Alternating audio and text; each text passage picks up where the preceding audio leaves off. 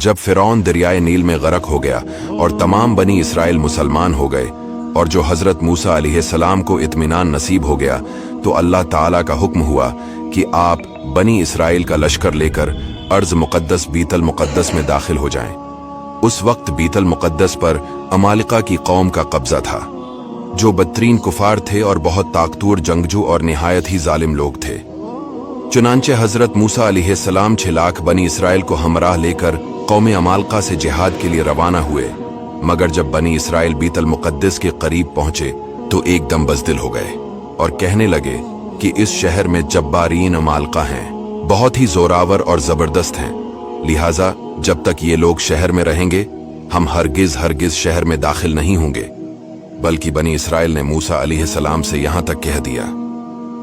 कि ए मूसा, आप और आपका खुदा जाकर इस जबरदस्त कौम से जंग करें, हम तो यहीं बैठे रहेंगे। बनी इसराइल की जबान से ये सुनकर हजरत मूसा अलैहिस्सलाम को बड़ा रंज और सदमा हुआ और आपने बारी ताला के दरबार में ये अर्ज किया, ए रब, मेरे मुझे अख्तियार नहीं मगर अपना और अपने भाई का, तो हमको इन बेहुक्मों से जदा रख। इस दुआ पर अल्लाह ताला ने अपने गजब और जलाल का इजहार करते हुए फरमाया कि तो वो जमीन उन पर हराम है, 40 बरस तक भटकते फिरें जमीन में तो तुम इन बेहुक्मों का अफसूस न खाओ। इसका नतीजा ये हुआ कि ये 6 लाख बनी इसराइल एक मैदान में 40 बरस तक भटकते रहे, मगर इस मैदान से बाहर न निकल सके। जब हजरत मूसा अलैहिस्सलाम 6 लाख बनी इसराइल के अफराद के साथ मैदान तिया में मुकीम थे, तो अल्लाह ताला ने उन लोगों के खाने के लिए आसमान से 2 खाने उतारे।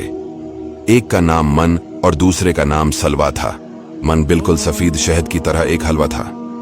या सफेद रंग की शहद ही थी जो रोजाना आसमान से बारिश की तरह बरसती थी, और सलवा पक्की हुई बटीरें थीं जो दखनी हवा के साथ आसमान से नाजिल हुआ करती थीं। अल्लाह ताला ने बनी इसराइल पर अपनी नामतों का शुमार कराते हुए कुरान मजीद में इरशाद फरमाया, और तुम पर मन सलवा अतारा। इस मन सलवा के बारे में हजरत मूसा का ये हुक्म था कि रोजाना तुम लोग इसको खा लिया करो और कल के लिए हरगिज इसका जखीरा मत करना। मगर बाज ज़ईफ एतिकाद लोगों को ये डर लगने लगा, अगर किसी दिन मन सलवा ना उतरा तो हम लोग इस बेआबू गया चटील मैदान में भूखे मर जाएंगे।